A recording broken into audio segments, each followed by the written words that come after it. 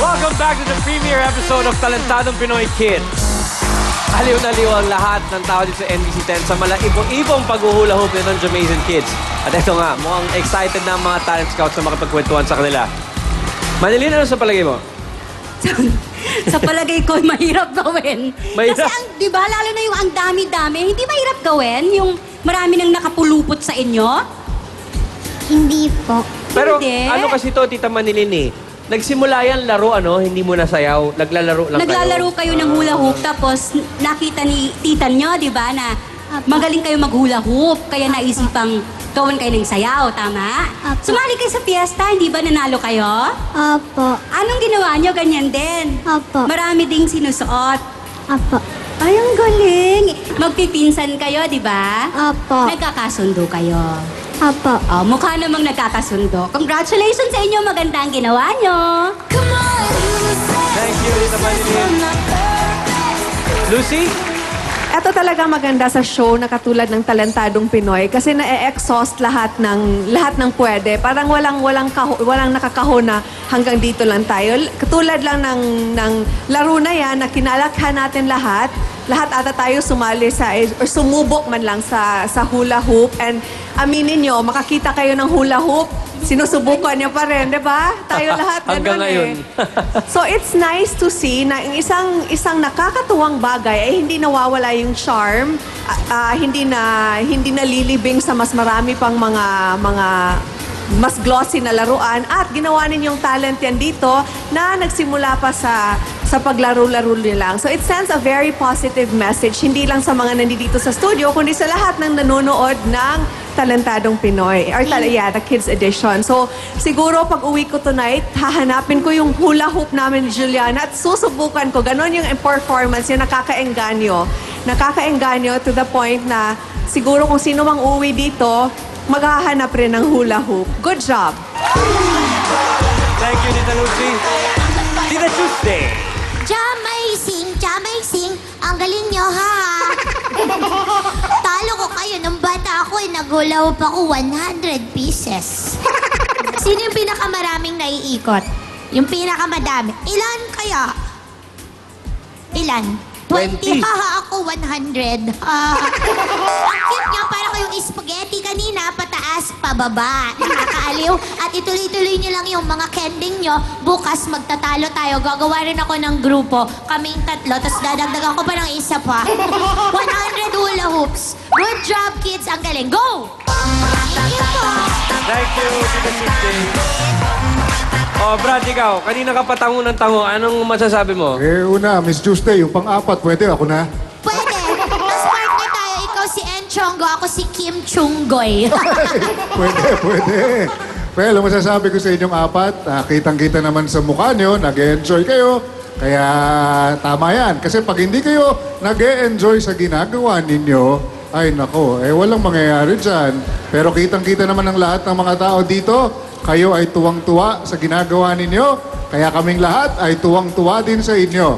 Very good! Thank you po. Thank you very much, Scouts. Oy, Jamaican Kids, maraming salamat sa iyong performance. Thank you very much. Apit tayo, apit. Alright. Pahinga muna kayo backstage, mga kids. Maraming salamat. Palakpakan po natin, Jamaican Kids. Nakita na natin ang kagalingan at kakyutan ng ating apat na mga kalahok ngayong gabi dito sa Talentadong Pinoy Kids. Ngayon, habang tinatabulate ang kanilang mga score, panoorin muna natin ang kasiyahan ng pagdagsa ng iba pang mga talentadong kids sa ating auditions. Let's watch this. Maraming kabataan sa audition at dagsaan at ako'y maraming natuklasan sa kanilang talento. Ako'y may natutunan. Dahil version ng kanta na ito ay marami, tiyak di na ako magkakamali. Lalo na when you hear me say, No, no, no, no way. No, no, no way. No, no, no, no way. No, no, no way. Nothing without you. Taste me how to good. Taste me. at sa pagsayaw di na kulugi. Dahil may alam na ako na mas bago pa sa bugi. Para mas ma-format, mas porgy, you have to teach me how to doggy. Taste me how to good. Taste me how to good. Teach me how to dug. Teach me how to dug. At sa lahat ng natutunan ko sa mga bata ay magaling sila sa kung fu at karate na kata. Kaya pag nasipa ako'y bubulagta. Ayaw ko ng away kaya ako'y nagmakata. At patikim pa lang yan ng mga nagagalingang Pinoy na kabataan. Kaya anong ginagawa mo dyan? Sumali ka at baka malay mo, ikaw na! Nagmistula po children's party ang ating auditions. Kaya talaga naman kahit bata pa, hindi po maitatago ang galing kapag, gaya nila, may talento.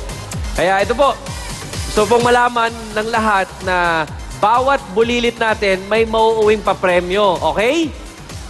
Lahat kayo may uuwing prizes. Ang talentadong Pinoy Kid na mananalo ngayong gabi ay tatanggap ng 50,000 pesos at makikita natin ulit sa ating quarterly finals while our other 3 contestants will bring home 5,000 pesos each. Kaya walang umuuwing luhaan sa talentadong Pinoy. Okay ba yun?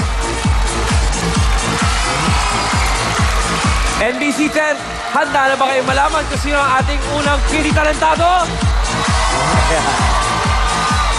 Okay, guys. Zach.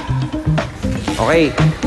Kayo, mga Jamaican kids, tandaan ninyo, Tasmania at Angelico, tandaan nyo, manalo man o matalo, basta ang importante, alam naming lahat na mga talentado kayo. Okay? Yan nga lang, ngayong gabi, pipili lang tayo ng isang winner. Pero lahat, talentado sa ating tablado, di ba? Okay. Eh guys, good luck. Ang talentadong kid na nakakuha ng pinakamataas na score mula sa ating scouts na mag-uwi ng 50,000 pesos ay walang iba kundi...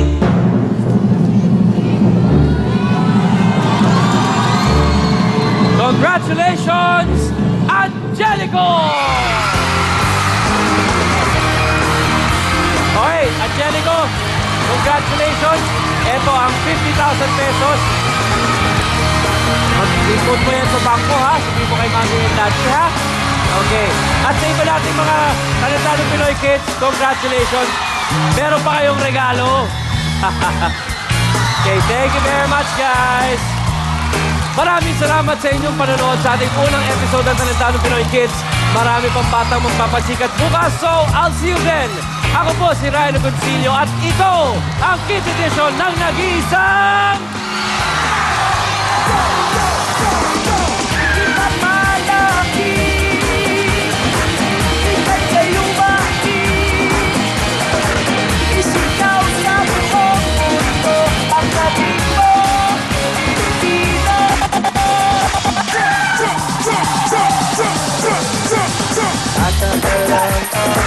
Sa ina ng magulang ko,